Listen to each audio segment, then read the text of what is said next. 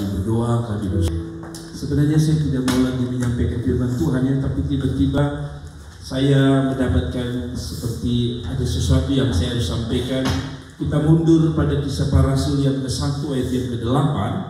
Kisah Para Rasul 1 ayat yang ke-8 walaupun sudah kita lewati, tapi saya ingin bawa kita di sini.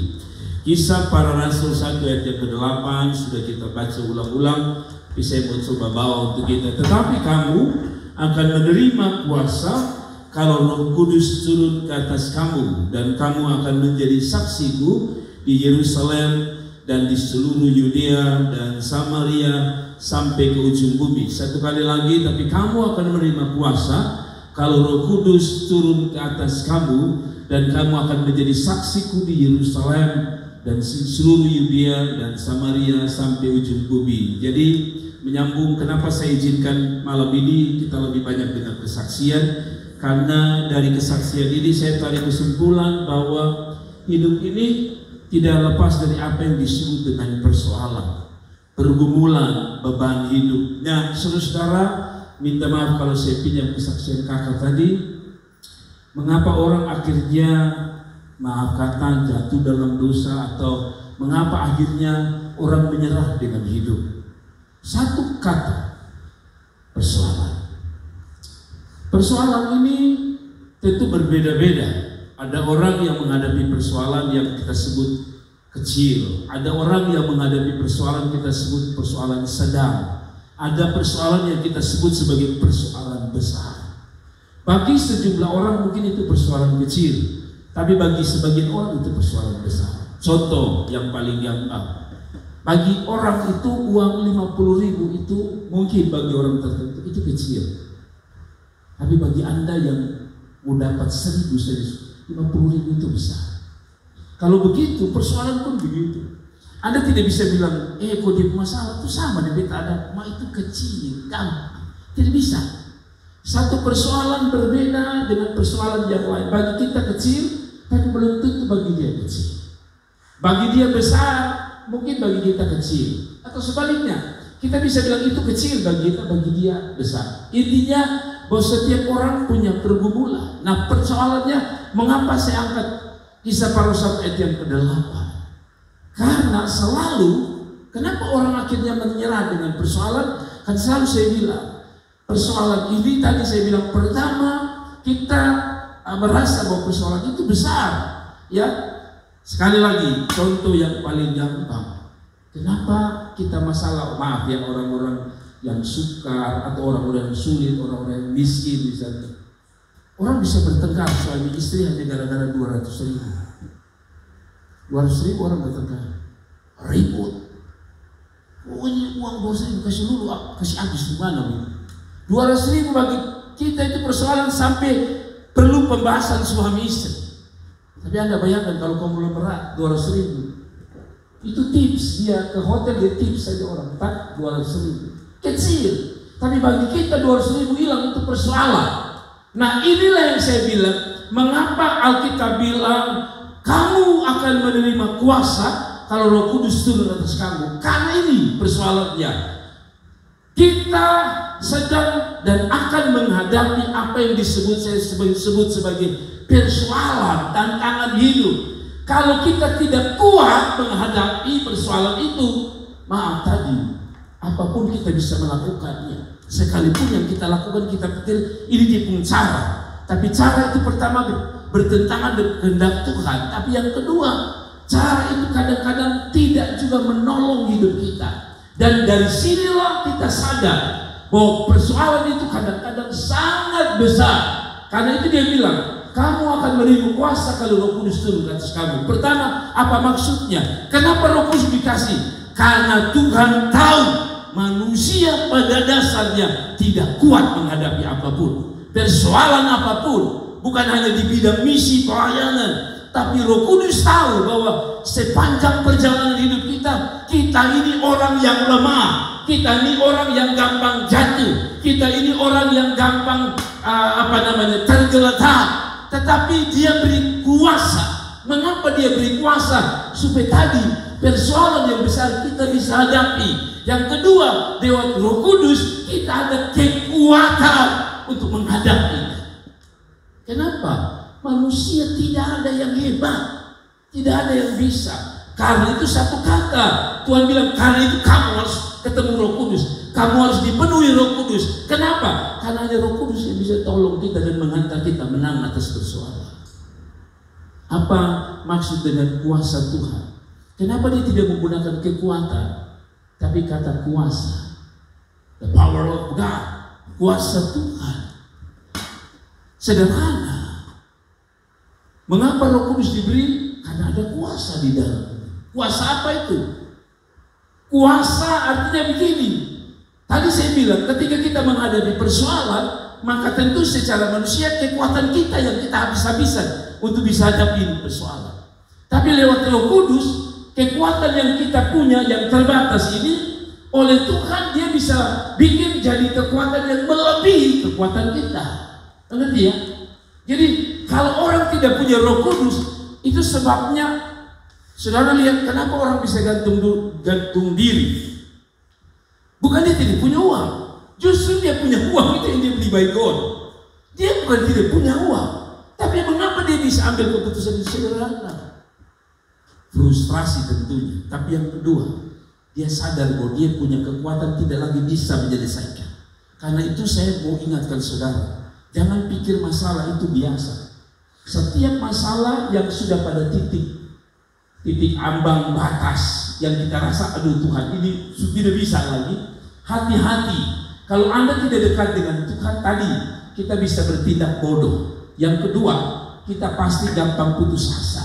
Nah, dalam titik dua ini, dalam keputusasaan ini, setan selalu datang untuk pikiran kita terganggu, yaitu kita melakukan tindakan-tindakan bodoh. Satu yaitu bunuh diri, kedua ya jalan pintas. Ya, hari-hari ini saya dengar, dulu saya dengar cerita seperti kakak tadi bersaksi itu di pulau besar, Pulau Jawa. Ada ibu-ibu yang susah keuangan, ya lakukan apa yang tadi kakak Nona bersaksi. Tapi hari-hari kalau saudara dengar di Kota Kupang modelnya begitu. Kalau saudara pergi ke rumah kami di Oeba nanti malam jam 10-11, tapi yang kaum muda lagi saya tidak kasih izin. Saudara turun dari Oeba itu anak-anak kecil, anak-anak umur Cynthia, umur kakak Nona kembali, berdiri di celana pendek. Hati saya sedih. Satu kata, pertama mereka bingung kemana ini. Yang kedua tadi ekonomi. Hari-hari ini kalau engkau tidak kuat dengan Tuhan, saya mau bilang saudara, selesai dulu. Karena itu kita butuh Roh Kudus, saudara. Pertama, Roh Kudus itu mengingatkan kalau kita di salah melangkah. Saya bersyukur, harus bersyukur Tuhan bahwa kembali. Kenapa kita butuh kuasa itu? Pertama, karena dia yang akan menuntun kita kalau kita salah jalan. Dia akan bicara dengan kita salah. Yang kedua, tadi kembali, dia memberi kita kekuatan untuk bisa menyelesaikannya. Ada amin. Jadi, mengapa kita perlu kekuatan itu, yaitu kuasa itu? Karena kuasa ini artinya memindahkan kekuatan manusia pada kekuatan Allah. Kata ini yang mungkin digunakan oleh Daud sekali lagi, dia bilang, engkau datang dengan lebih dan tombak, aku datang dengan nama Tuhan. Sebenarnya kata nama Tuhan di situ dia sedang bicara tentang kamu datang dengan kemampuan otak pikiran, aku datang dengan Roh Tuhan, Roh yang penuh kuasa. Anak-anak muda saya kasih ingat, apa yang kakak Nona sampaikan tadi di KIC sampaikan benar, saudara. Saya kasih ingat, termasuk dua anak Nona dan satu anak laki-laki dan kita semua. Hidup ini makin hari makin sulit. Kalau kita tidak kuat dengan Tuhan, tadi saya bilang, kita akan gunakan kekuatan kita. Ketika malam kita doa, saya lihat kakak Tia berteriak sih. Saya tidak tahu kakak Tia, tapi Tuhan taruh di sini bahwa kakak Tia masih menggunakan kemampuan kakak Tia di dalam mengatasi persoalan. Saya tidak tahu maksudnya, tapi saya yakin kadang-kadang apa yang kita lakukan tindakan itu bisa benar, tapi bisa salah. Tapi yang kedua, yang kembali saya bilang, kuasa Tuhan. Apa yang saya maksudkan adalah kekuatan Tuhan. Mari kita ganti kekuatan kita dengan kekuatan Tuhan. Sebab kalau kita tidak ganti segera kekuatan kita, tadi saya bilang sederhana, engkau gampang frustrasi. Percayalah, engkau gampang frustrasi. Saya harus jujur bersaksi kepada kita bahwa tanpa Roh Kudus, tanpa kekuatan Tuhan, tanpa hikmat Tuhan, kadang-kadang sebagai hamba Tuhan, saya juga persis saudara, saya punya kebutuhan makan, kebutuhan minum, kebutuhan anak-anak banyak. Tapi saya mau bersaksi sama saudara, saya masih tunggu secara lengkap nanti setelah saya punya anak Cynthia berangkat. Saya mau kumpul ini kesaksian, baru saya mau bersaksi pada jemaat. Tapi intinya begini, Bapak Ibu, saya ini sebenarnya jujur butuh uang sangat banyak. Sisi lain, orang telepon kami mau kekayaan, ya itu. Ya memang dia datang, mereka biaya sendiri. Tapi saudara-saudara kalau tahu pelayanan, mereka bukan hanya datang, kita harus layani mereka. Dan itu bicara tentang uang, bicara makan, minum, dan sebagainya. Lalu datang lagi mau ada tim lagi dari lain. Secara manusia saya pikir terlalu berat. Rasanya tidak bisa tidur, Tuhan. Ini mau makan apa, mau minum apa. Tapi saya mau bilang sama saudara, saya kagum sama Tuhan.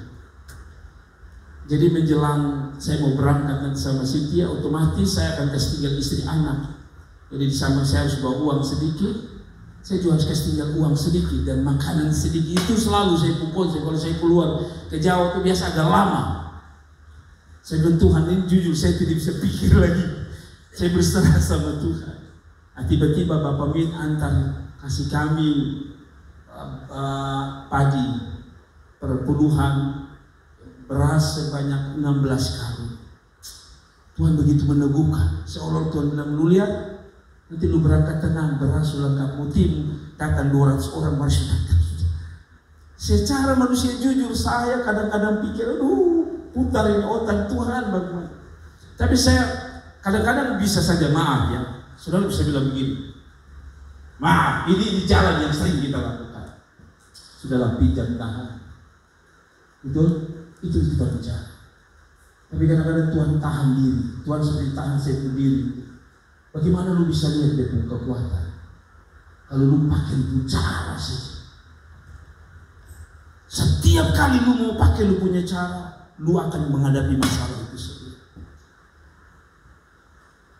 Lalu Tuhan bilang, lu duduk diam. Saya jujur, setiap bulan saya harus kumpul sedikit-sedikit untuk anak saya berangkat, sedikit-sedikit. Jadi saya cukup menahan keinginan saya. Jadi beberapa hari yang lalu, seperti saudara sudah tahu, saya dapat berkat sedikit dari internet beberapa bulan ini, dari YouTube. Ya lumayan, tapi kebutuhan makan saya harus cicil untuk persiapan saya dengan anak saya berangkat cukup banyak. Jadi waktu saya ulang tahun itu kesaksian, saya mau kasih kesaksian. Saya bilang sama Tuhan, Tuhan ini YouTube punya uang nih, saya mau taruh banyak di anak saya, karena kami sudah tinggal 1 bulan nih, Juli ini kan. Saya bilang Tuhan, kalau bisa nanti saya ke kapan, ya pasti saya kalau ke mertua kan juga harus minimal ya beli gula, kopi lah. Yang sudah menikah pasti tahu. Saya bilang Tuhan, saya tidak mau ganggu ini Tuhan, kasih saya berkat. Saudara-saudara, tiba-tiba saya dapat berkat di hari Minggu itu. Saya lihat, wow, Tuhan itu hebat, Tuhan itu kagum. Saya kagum sama Tuhan.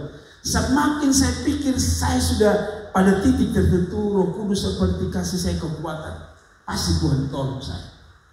Dan saya mau bilang, nanti saya mau bersaksi bahwa tunggu nanti setelah saya pulang supaya kesaksian saya lengkap bahwa jujur sejujurnya sebenarnya kami tidak punya tempat harapan sama sekali. Orang-orang yang kami andalkan di gereja ini seperti pergi. Dan secara manusia itu aset diri.